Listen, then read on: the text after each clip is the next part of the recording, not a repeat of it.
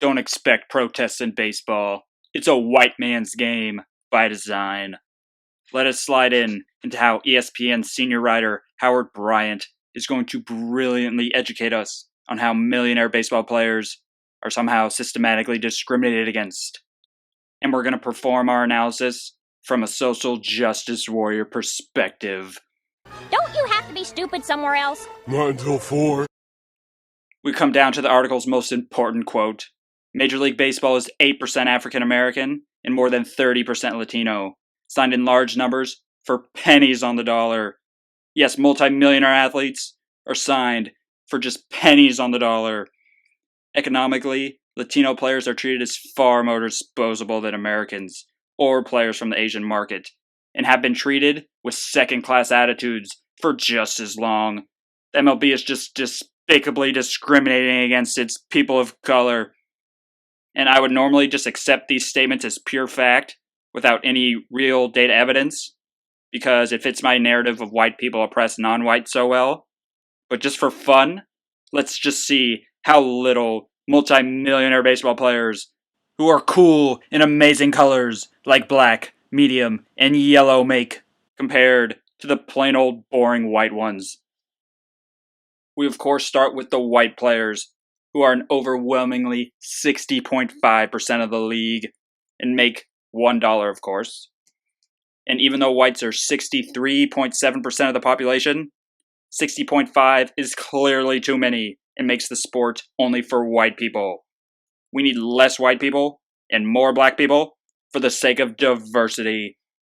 And blacks are just 7.3% of the league and make just 166 pennies for every white man's dollar. Huh? What? Oh, okay. I've actually just been informed by my highly qualified intersectional feminist statisticians that 166 pennies is actually more than $1. So black players actually make more. Latino players are about 29.2% of the league and make just 115 pennies for every white man's dollar. Oh, that's also more? Oh, okay. I guess Latino players make more also. But what about Asians? They for sure make less than white players. I mean, it's pretty obvious as to why they would, of course. I mean, at least those that could actually see with their own two eyes. But it turns out that Asians overcome this biological disadvantage and make more than whites as well, making up 3% of the league, and make 126 pennies for every dollar white men earn. So it actually seems as though white players are the ones who are systematically oppressed and make pennies on the dollar compared to the other colors. Think about that. That's just dumb. I did think about it, and that is just pretty dumb. Whites can't possibly be discriminated against because they have all the power and are too damn awesome. So other factors must somehow contribute to how much baseball players make besides race. No shit, Sherlock! Let's first take into account what position each player plays. Blacks on average now make 148 pennies, down from 166. Latinos, 115, down from 120. Asians down 109 from 128. So we see that the statistical disparities are getting closer to zero already, just accounting for this one variable.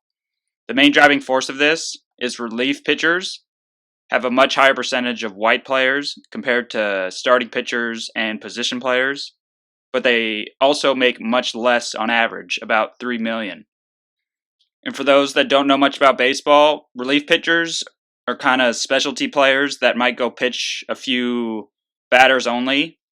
So they're not really playing as much as the other players. So there's a reason why these type of players make less, and it's not because they're white. It's because they play a different position. Let's now account for talent and skill by using wins above replacement. This statistic gives an overall estimate of how many wins a player contributes. So the higher this number is, the better the player is.